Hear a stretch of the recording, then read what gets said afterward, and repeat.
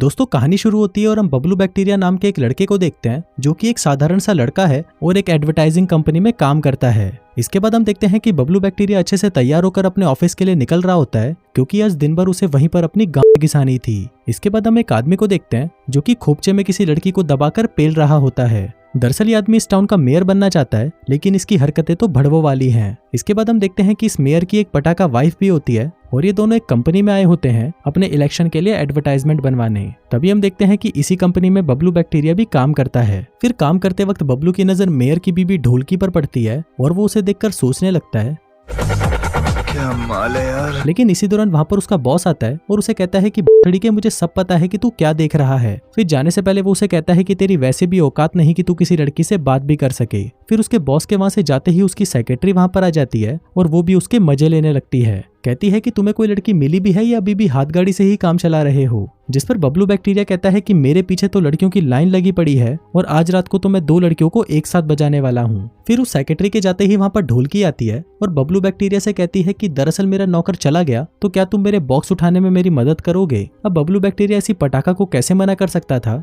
जिसके बाद वो उसके बॉक्स उठाकर उसके पीछे पीछे जाने लगता है। इसी दौरान हम 2 चूतिया घनशू घोड़ा और तोतला सेठ को देखते हैं जो कि पार्क में लड़कियों को ताड़ने आए थे। तभी तोतला सेठ एक लड़की के पास जाता है और उसे कहता है कि मेरा करीब 9 इंच का है और जब भी मैं किसी को घोड़ी बनाता हूँ तो उसकी चीखें निकाल देता हूँ। इसलिए अगर आपको भी ये सेवा चाहिए तो आप मेरी वेबसाइट पर जाकर मुझे बुक कर सकती हैं। मेरी वेबसाइट है www.bhangbochada.com। इसके बाद ये दोनों रिलैक्स होने के लिए स्टीम बाथ लेने जाते हैं, पर ये चूते गलती से लड़कियों के सेक्शन में घुस जाते हैं जहां से इन्हें जूते मारकर भगा दिया जाता है। फिर ये भागते भागते पार्क में आते हैं और गलती से बबलू बैक्टीरिया से टकरा जाते हैं, जिसके बाद जाने से पहले घनशू घोड़ा बबलू बैक्टीरिया को अपना कार्ड दे जाता है। इसके बाद बबलू बैक्टीरिया ढोलकी के घर पहुंचता है जो कि बहुत बड़ा था। इसके बाद ढोलकी बबलू बैक्टीरिया को अपनी 3 नौकरानियों से मिलवाती है जो कि काफी टाइम से घोड़े की सवारी करने के लिए तड़प रही थी। फिर ढोलकी बबलू बैक्टीरिया को अपने कमरे में ले आती है और उसे अपने कुएं में पानी भरवाने के लिए इशारे देने लगती है। लेकिन फिर कुछ देर बाद ही वहां पर उसका पति आ जाता है और ये सब मिलकर एक एड को शूट करने लगते हैं। शूटिंग के दौरान ढोलकी बबलू बैक्टीरिया से ही चिपकी पड़ी थी, जिस वजह से उसके पति को ये देखकर बहुत गुस्सा आता है। इसके बाद एड की शूटिंग स्टार्ट होती है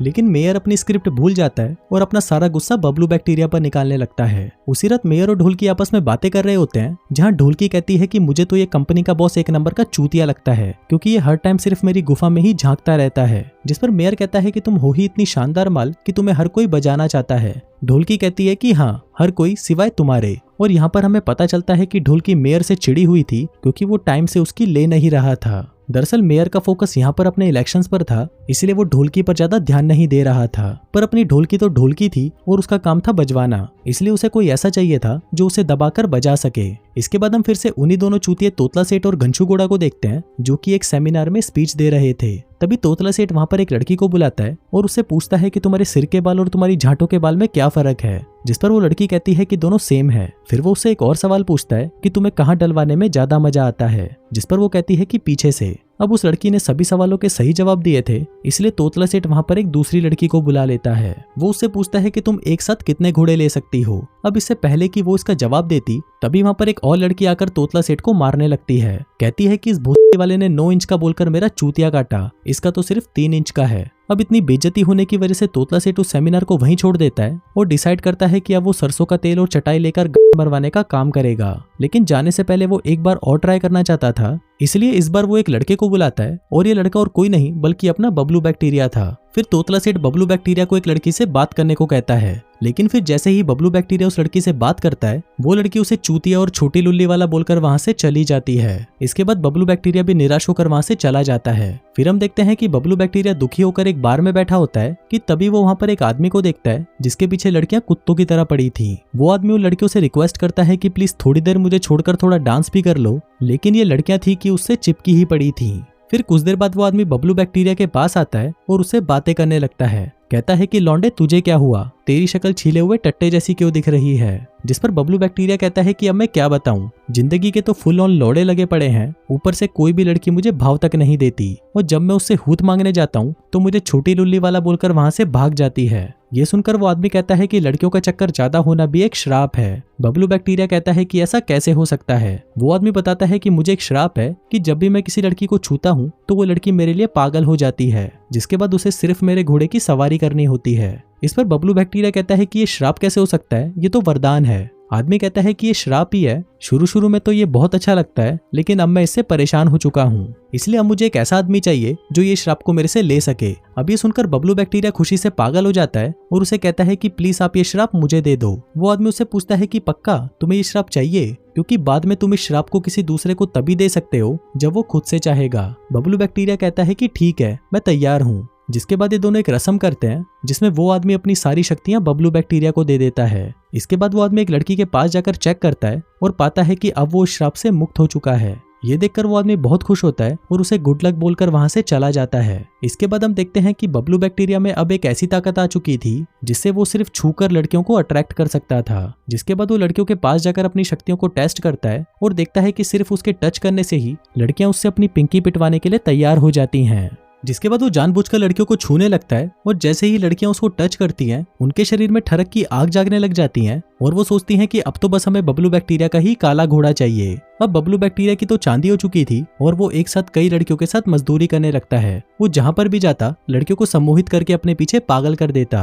अब कई दिनों तक तो उसका ये कार्यक्रम ऐसे ही चलता है, लेकिन कुछ दिनों बाद वो इससे बोर हो जाता है और सोचता है कि ये काम तो बहुत ही मुश्किल है और सचमुच में ये एक श्राप ही है। इसके बाद वो लड़कियों से बचकर चलने लगता है, क्योंकि उसने इतनी ज्यादा मजदूरी कर ली थी कि उसके घोड़े ने खड़ा होना ही बंद कर दिया था। इसके बाद से अब वो लड़कियों से भागता फिरता था, लेकिन फिर जब लड़कियां उसे पकड़ लेती हैं तो वो उन्हें कहता है कि मैं तुम्हें घोड़ी बना तो दूंगा, लेकिन मुझे रिकवर होने के लिए थोड़ा टाइम चाहिए, जिस पर वो लड़कियां भी मान जाती हैं। इसके बाद जब वो अपने ऑफिस में जाता है तो उसका बॉस उसका फिर से मजाक उड़ाने लगता है, लेकिन तभी उसकी नजर ऑफिस के गेट पर पड़ती है जहाँ पर बहुत सारी लड़कियां बावली गायों की तरह बबलू बैक्टीरिया के पीछे पड़ी थीं, जिनको देखकर बबलू बैक्टीरिया वहां से भागने लगता है और वो सभी लड़कियां भी उसके पीछे पड़ जाती हैं। इसी दौरान उसे एक बात का पता चलता है कि श्राप के बारे में एक प्रोफेसर को मालूम है, जिसके बाद बबलू बैक्टीरिया हेल्प मांगने के लिए उसी प्रोफेसर के घर पहुंच जाता है। वो कहता है कि बहन मेरी लाइफ के लोड़े पहले भी लगे हुए थे और अभी भी लगे पड़े हैं। पहले लड़कियां मुझे देती नहीं थी, लेकिन अब वो मुझे इतना देती हैं कि मैं लेना ही नहीं चाहती। अब उसकी ये परेशानी सुनकर वो प्रोफेसर उसे एक कहानी सुनाता है कि एक बार एक आदमी को बहुत सारे बच्चे चाहिए थे, लेकिन उसके घोड़े में इतना दम नहीं था कि वो अपनी पत्नी को ठंडा कर सके। अब इसे परेशान होकर वो एक बाबा चंडमुंड के पास जाता है और कहता है कि बाबा प्लीज मेरी हेल्प करो, लेकिन बेचारा चंडमुंड उसकी कोई हेल्प नहीं कर पाता। फिर एक रात चंडमुंड को एक सपना आता है और उस सपने में उसे वही ताकत के बारे में पता चलता है जो आज तुम्हारे पास है, जिसके बाद वो वही रस्म करके उसे वो ताकत दे देता है। फिर ताकत आने के बाद वो आदमी अपनी पत्नी को इतना बजाता है कि वो क्रिकेट की एक पूरी टीम खड़ी कर लेता है। फिर धीरे धीरे करके ये श्राप एक से दूसरे में ट्रांसफर होता गया और फाइनली तुम्हारे पास आ पहुंचा। अब तुम इस श्राप को दूसरों को भी दे सकते हो अगर वो आदमी तुमसे ये लेना चाहे तो। इसके बाद जब बबलू बैक्टीरिया घर से बाहर आता है तो हम देखते हैं कि वहां पर उसका बॉस भी होता है जो छुपकर उसकी बातें सुन रहा था। फिर अगले दिन जब बबलू बैक्टीरिया ऑफिस जा रहा था तभी उसके पीछे फिर से लड़कियां पड़ जाती हैं। इसी दौरान उसे वही दोनों चूतिया भी देख लेते हैं और सोचते हैं कि बहन इसके पीछे इतनी लड़कियां पड़ कैसे रही हैं। जिसके बाद बबलू बैक्टीरिया की इस पावर की बात धीरे धीरे सभी को पता चल जाती है। वहीं न्यूज में भी इसी की बातें होने लगती हैं कि एक लड़के के पीछे बहुत सी लड़कियां पागल हो चुकी हैं, जिसमें न्यूज रिपोर्टर की वाइफ भी थी। अगले दिन जब मेयर अपनी सेक्रेटरी से अपनी झाटे साफ करवा रहा था तभी उसे बबलू बैक्टीरिया की पावर्स के बारे में पता चलता है, जिसके बाद वो भी उससे मिलने के लिए उसके पीछे लग जाता है। उधर तोतला सेठ को भी बबलू बैक्टीरिया से जलन होने लगती है कि बहन इसके पास ऐसा क्या है जो लड़कियां इसके पीछे पागल हैं। वहीं बबलू बैक्टीरिया बहुत कोशिश करता है कि कोई उसकी पावर ले ले, लेकिन सभी उसे चूतिया समझते थे। इसके बाद वो एक बार में जाता है जहाँ पर वो दोनों चोमू भी उसका पीछा करते हैं। इसी दौरान बबलू को वहां पर एक आदमी मिलता है जो उसकी पावर्स लेने के लिए मान जाता है, लेकिन वो इस प्रोसेस को ठीक से नहीं कर पाता। उधर वो दोनों भी उसे देख रहे होते हैं कि बहन ये दोनों एक दूसरे को कैसे गंदे गंदे इशारे कर रहे हैं। इसी दौरान बबलू गलती से एक लड़की को टच कर देता है और वो लड़की कुत्ते की तरह उसके पीछे पड़ जाती है, जिस वजह से उसका ये प्रोसेस पूरा नहीं हो पाता। उधर मेयर बबलू के बॉस से कहता है कि मुझे भी बबलू वाली ताकत चाहिए, जिस पर उसका बॉस मान तो जाता है, लेकिन इसके बदले उसे पैसा चाहिए था। फिर वो उसको बताता है कि एक रस्म है जिसको करने से ये पावर्स मिल जाती हैं। इसके बाद जब बबलू बैक्टीरिया वहां पर आता है तो मेयर उसको देखकर वही गंदे गंदे इशारे करने लगता है, पर इससे कुछ नहीं होता। इसी दौरान उसे वहां पर वही प्रोफेसर मिलता है जो उसे बताता है कि ये श्राप तभी काम करेगा जब सामने वाला दिल का साफ होगा, लेकिन अगर सामने वाला कोई बुरा इंसान निकला तो उसके ऊपर ये श्राप उल्टा पड़ जाएगा। मतलब कि जो तुम्हें पसंद करते हैं वो तुमसे नफरत करने लगेंगे। इसके बाद जब बबलू बैक्टीरिया वहां से बाहर आता है तो तोतला सेठ उसे किडनैप कर लेता है और उसे अपने साथ ले जाता है। फिर तोतला सेठ उसे कहता है कि तुम्हारी ताकत सिर्फ मुझे मिलनी चाहिए क्योंकि इन पावर्स को सबसे ज्यादा मैं डिजर्व करता हूँ। जिस पर बबलू बैक्टीरिया कहता है कि ये एक श्राप है और अगर तुम इसे लोगे तो बहुत पछताओगे, लेकिन तोतला सेठ फिर भी ये ताकत लेने के लिए तैयार हो जाता है। इसके बाद जब ये लोग पावर्स का प्रोसेस स्टार्ट कर रहे होते हैं तभी वहां पर वो मेयर आ जाता है, पर तोतला सेठ उसे भी मारकर सुला देता है। जिसके बाद बबलू बैक्टीरिया अपनी सारी पावर्स तोतला सेठ को दे देता है। अब अपनी पावर्स देने के बाद बबलू बैक्टीरिया बहुत ही रिलीफ महसूस करता है क्योंकि अब वो इस श्राप से मुक्त हो चुका था। फिर इसके कुछ दिनों बाद हम देखते हैं कि तोतला सेठ फिर से एक सेमिनार को अटेंड कर रहा होता है, जहाँ पर वो एक एक करके सभी लड़कियों को छूने लगता है, ये सोचकर कि वो सभी उससे अपनी पिंकी पिटवाएंगी। लेकिन तभी वो देखता है कि इससे लड़कियां ठरक के बदले उस पर गुस्सा हो रही होती हैं। और ऐसा इसलिए था कि तोतला सेठ एक बहुत ही बुरा इंसान था, मतलब कि जादू का असर उस पर रिवर्स हो गया। इसके बाद वो सभी लड़कियां तोतला सेठ के पास जाती हैं और उसे नोच नोच कर मार डालती हैं। और इसी के साथ ही ये कहानी यहीं खत्म हो जाती है।